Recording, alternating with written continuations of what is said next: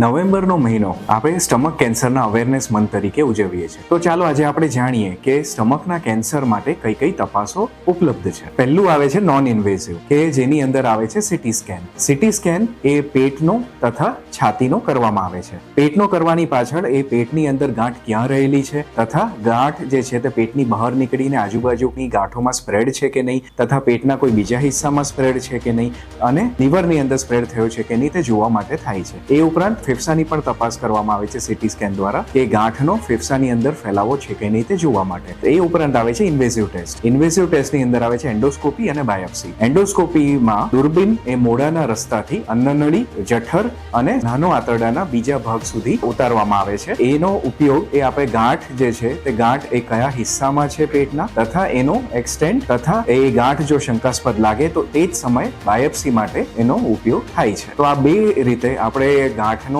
તપાસ કરી શકીએ તથા એના સ્ટેજિંગ આપણે કરી શકીએ. ધન્યવાદ.